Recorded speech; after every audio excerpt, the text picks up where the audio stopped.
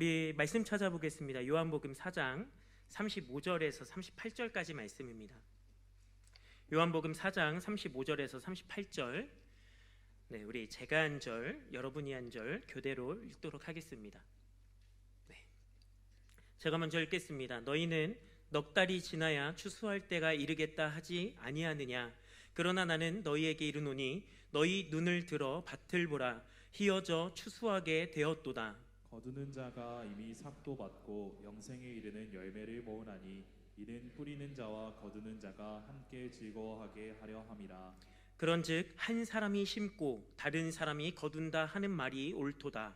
내가 너희로 노력하지 아니한 것을 거두러 보내었노니 다른 사람들은 노력하였고 너희는 그들이 노력한 것에 참여하였느니라. 아멘. 네, 오늘 우리를 위해서 설교해 주실 목사님은 모니카 괴테 목사님입니다. 우리 모니카 괴테 목사님은요, 일단 남편 목사님이자 교수님이신 분은 2부, 3부 때 설교해 주셨던 웨르크 프라이 목사님이신데, 웨르크 프라이 목사님 같은 경우는 지금 현재 신약학자로 활동하시는 분 중에 세계에서 가장 우수하다라고 이렇게 알려져 있는 그런 신약학자이시고요. 그분의 부인이시자 오늘 우리에게 설교해 주실 우리 모니카 게테 목사님은 죄송합니다. 스위스 개혁교단인 슈테파 교회에서 선임 목사로 계시는 분이시래요. 예, 그래서 여러분에게 설교하실 때 아마 좋은 간증도 있고 좋은 말씀의 해석도 여러분에게 전달해 드릴 것 같습니다. 그런데 아무래도 통역을 거치다 보니까 여러분이 하다 보면 집중력이 조금 흐트러질 수 있습니다. 그러니까 여러분이 오늘 하실 것은 두 가지, 흐트러지지 않는 집중력과 내가 최대한 은혜를 흡수하겠다는 그 마음으로 말씀을 들으시면 최고로 여러분이 오늘 은혜 받는 날이 되지 않을까 생각해 봅니다. 우리 박수로 모니카 게테 목사님, 김경민 목사님 모시도록 하겠습니다.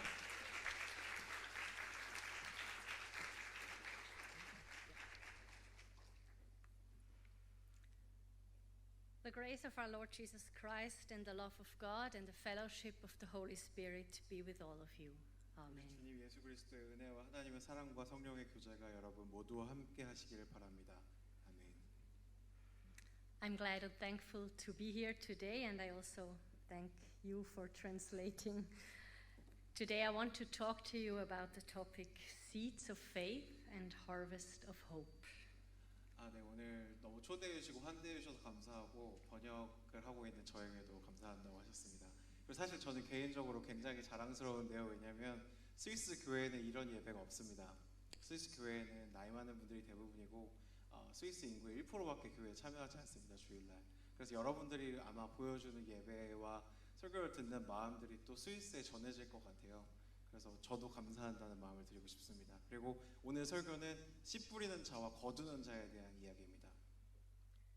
Last year I lost a dear friend. We had worked together for almost 7 years in our congregation together. And one afternoon in May we had a chat in my garden, and just a few hours later I received a phone call that he had passed away suddenly. 저는 저와 함께 일했던 다른 동료였던 목사님에 대한 이야기를 먼저 하고 싶습니다. 우리는 같은 교회에서 7년 동안 함께 일했었는데요.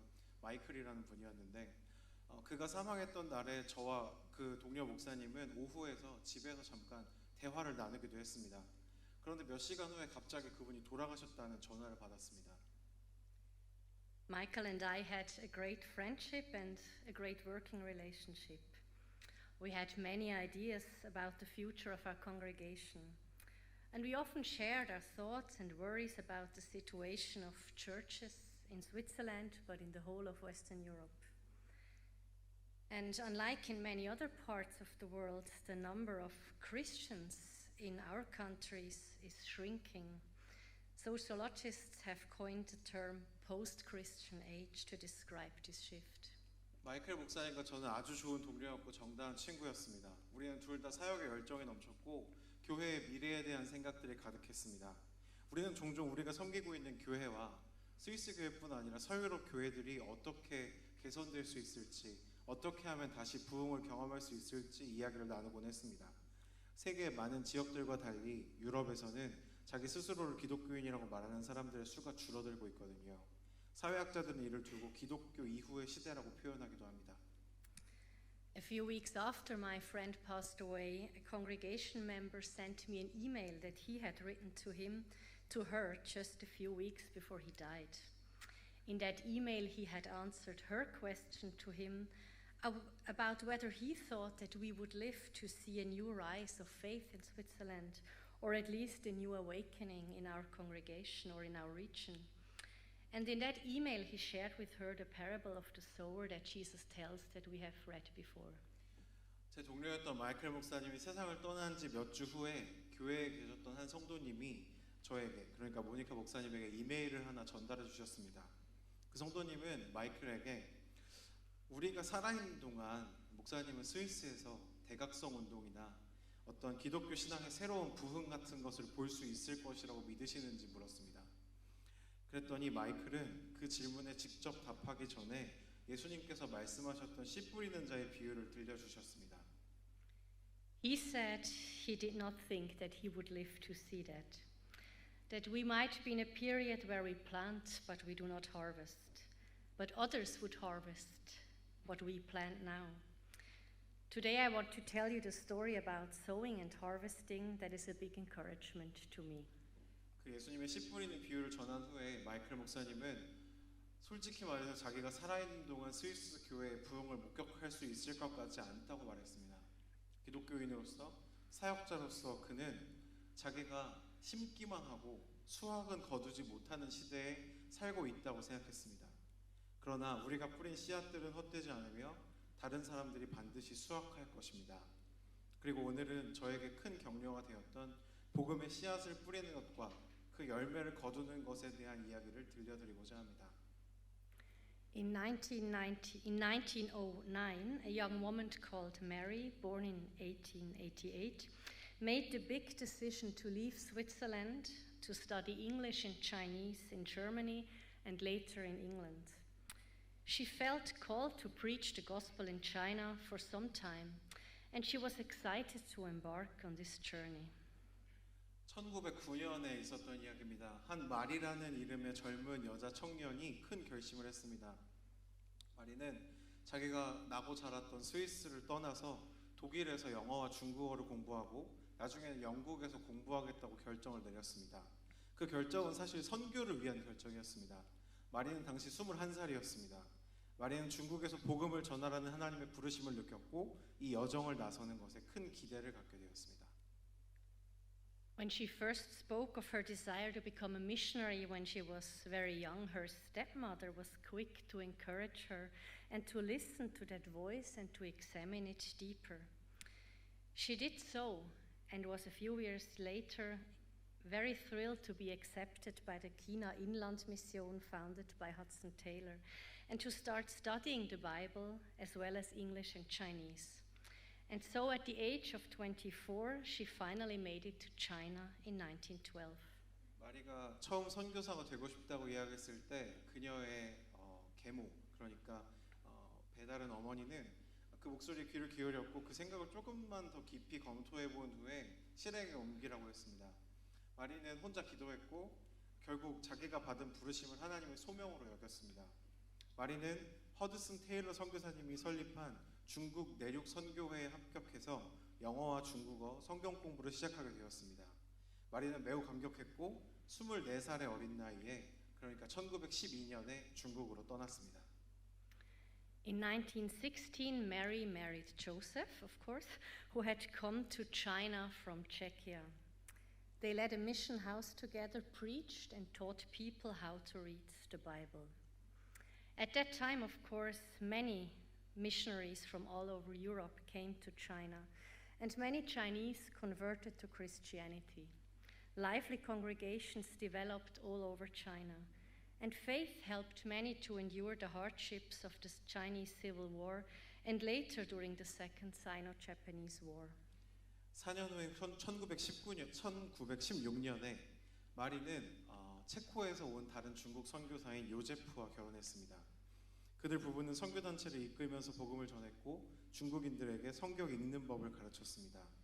그 당시에는 유럽 전역에서 많은 선교사들이 중국에 오고 있었고 많은 중국인들이 기독교인으로 개종했습니다. 중국 전역에 살아있는 신앙을 가진 교회들이 설립되었습니다.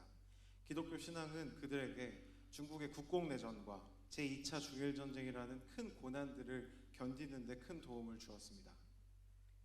Mary and Joseph had 4 children, Siegfried, Stephen, Samuel, and Esther. Joseph opted, and Mary was not consulted, for the boys to be raised in Switzerland, where they could receive a comprehensive education and be spared the challenges of rural life. Additionally, the missionary tasks would be more easily accomplished with fewer children. So subsequently, following a family visit to Switzerland, Mary was compelled to leave her 3 sons with 3 different foster families. She would not see them for more than a decade. Their daughter they took back to China, where she subsequently succumbed to an illness. 마리아와 요제프 선교사님 사이에는 4명의 자녀가 있었습니다. 그 아이들의 이름은 지그프리드, 슈테판, 사무엘, 그리고 에스더였습니다. 당시 중국의 상황이 너무 열악했기 때문에 요제프 선교사님은 아이들의 미래를 위해서 이들을 스위스로 보내서 교육을 시키기로 결정했습니다.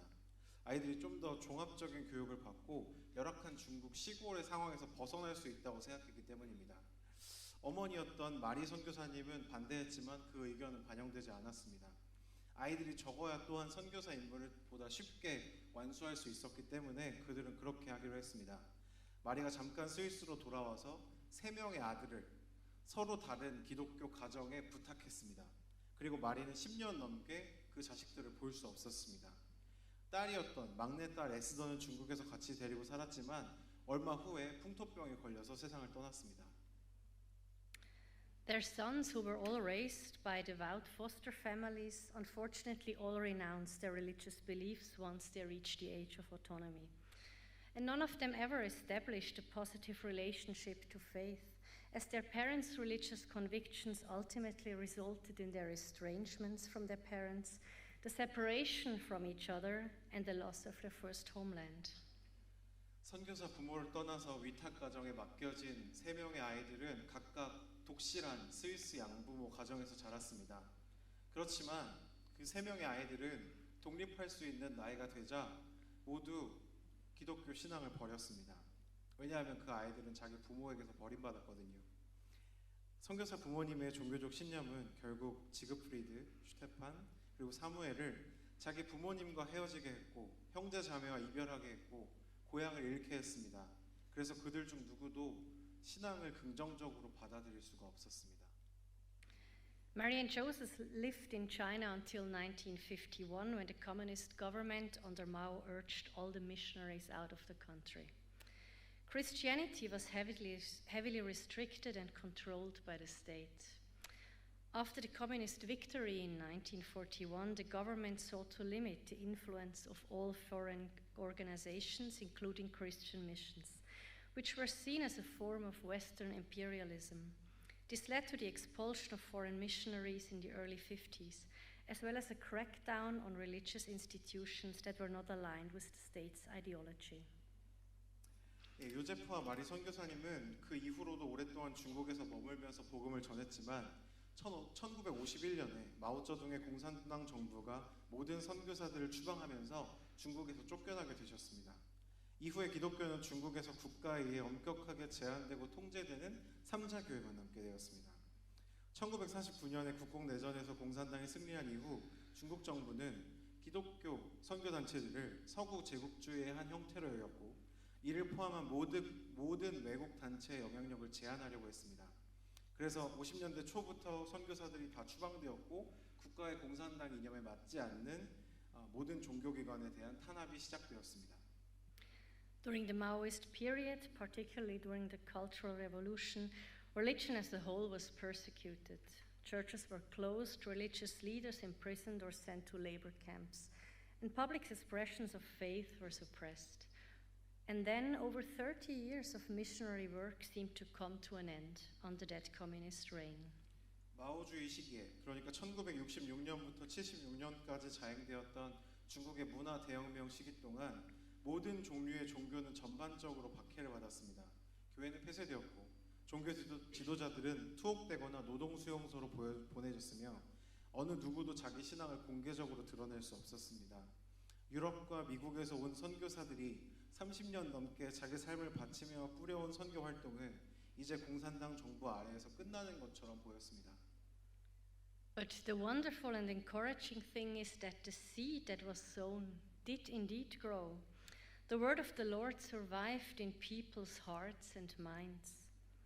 Mary and Joseph did not live to witness the conclusion of the communist era, nor did they see the emergence of a new generation of Chinese Christians. They did not witness the advent of a new awakening. And they endured the consequence of their son's alienation and the anguish on their reluctance to engage with the faith that held such significance for themselves. 그러나 놀라운 하나님의 기적이 있다면 그 선교사들이 눈물을 흘리며 뿌린 씨앗이 자라났다는 것입니다. 주님의 말씀은 중국 사람들의 마음과 생각 속에서 살아남았습니다. 그래서 그 지학교의 성도님들이 생겨났습니다. 중국에서 쫓겨나서 스위스로 초라하게 귀국해야 했던 마리아와 요제프는 공산주의 시대의 종말을 보지 못했고 새로운 세대의 중국 기독교인들이 그러니까 지학교의 교인들이 출현하는 것도 보지 못했습니다.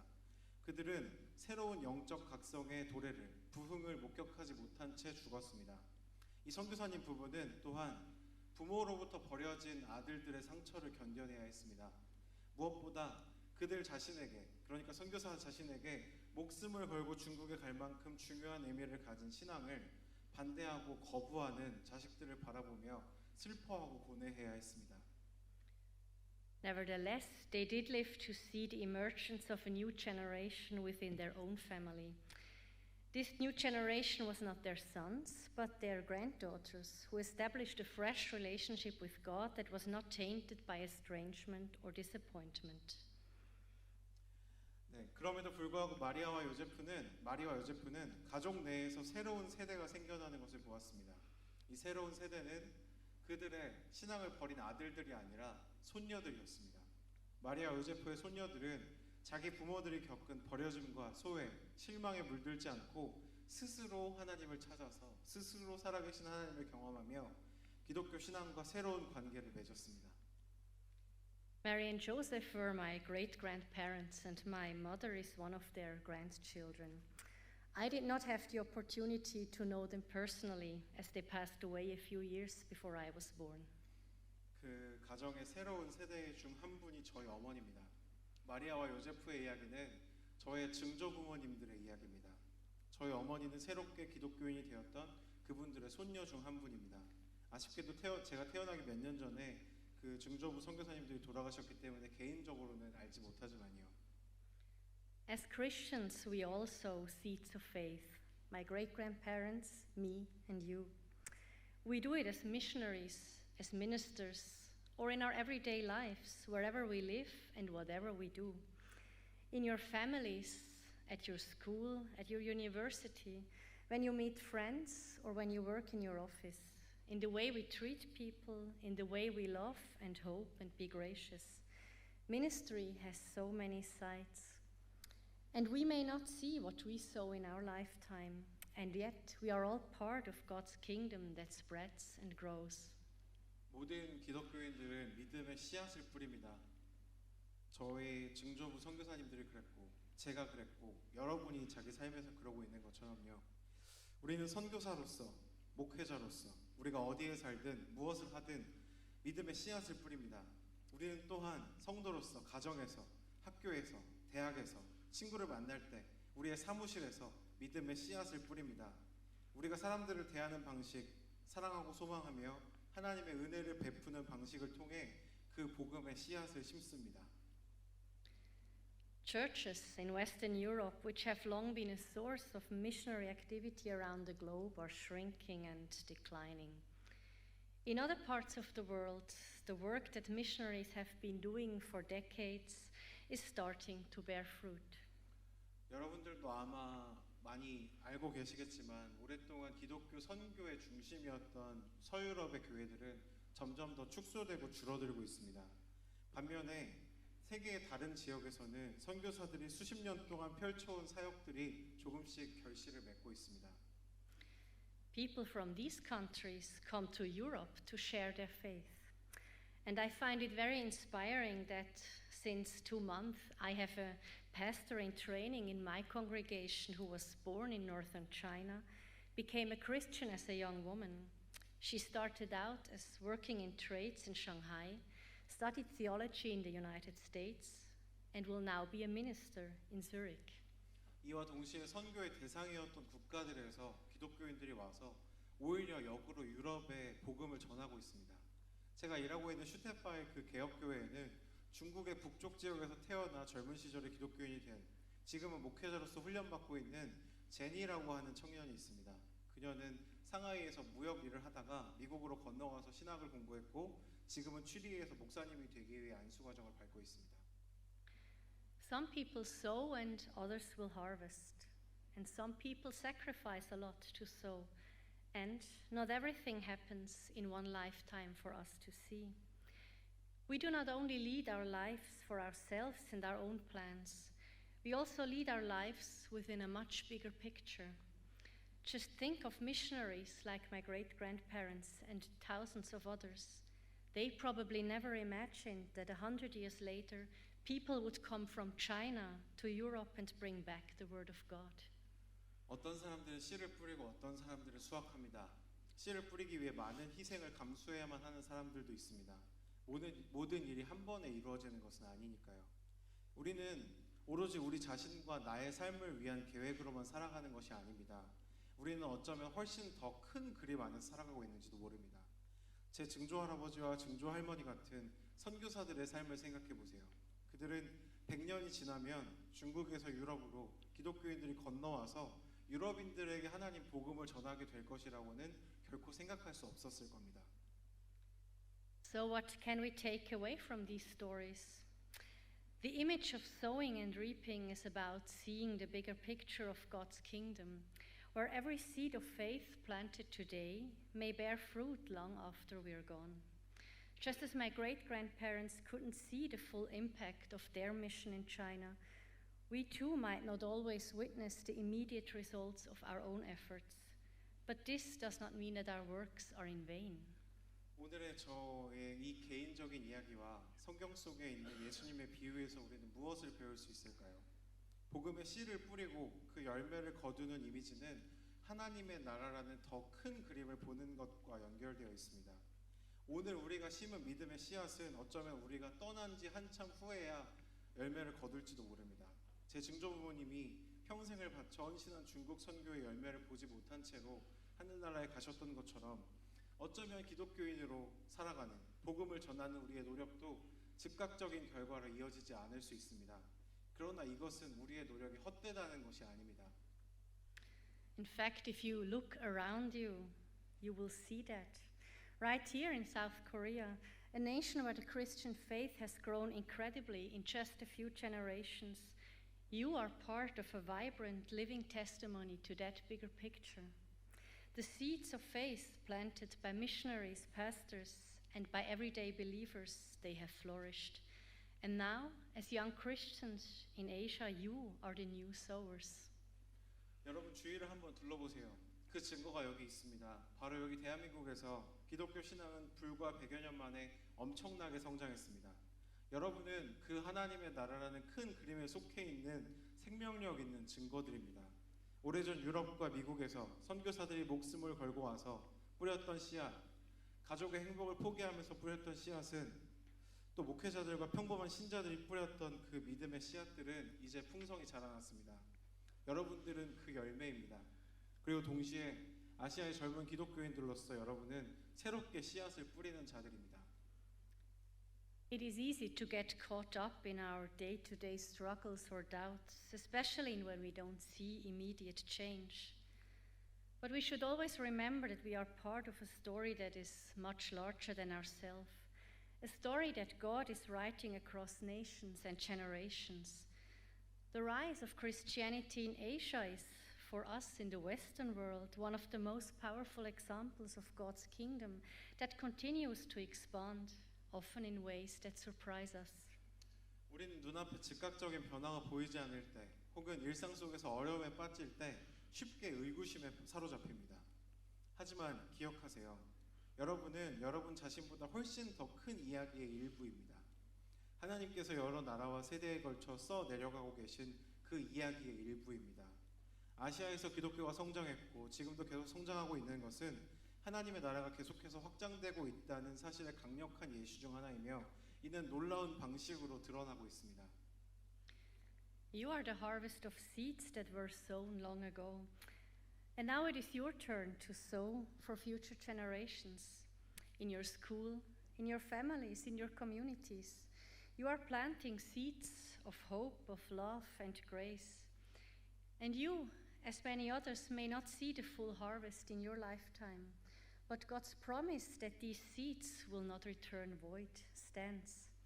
Just as rain and snow bring forth life, so will your faith bring forth new generations of believers in a way we can't yet imagine. 여러분은 오래전에 뿌려진 씨앗의 열매입니다. 그리고 이제는 여러분이 그 미래를 위해서 복음의 씨앗을 뿌릴 차례입니다. 여러분은 아마도 각자가 속한 학교와 가정, 지역사회에서 희망과 사랑, 은혜의 씨앗을 심고 있으실 것입니다. 어쩌면 우리는 우리가 심는 복음의 씨앗이라는 것에 수확을 보지 못할 수도 있겠지만 하나님의 분명한 약속은 무엇이냐면 우리가 뿌린 씨앗이 헛되지 않다는 것입니다.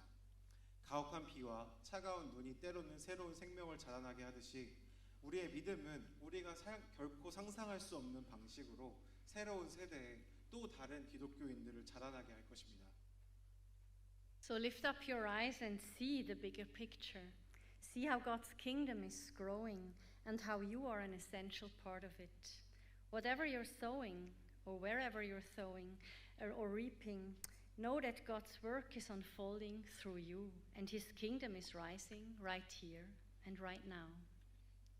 사랑하는 한국의 성도 여러분, 제자들 교회 청년 여러분, 눈을 들어 더 큰 그림을 보십시오. 하나님의 나라가 어떻게 확장되고 있는지, 그리고 여러분의 각자의 삶이 그 속에서 얼마나 중요한 역할을 하고 있는지 보십시오. 여러분이 씨를 뿌리든 혹은 열매를 거두든 기억하십시오. 하나님의 역사는 여러분을 통해 펼쳐지고 있으며 그 하나님의 나라는 바로 지금 이 순간에 이곳에서 일어나고 있습니다.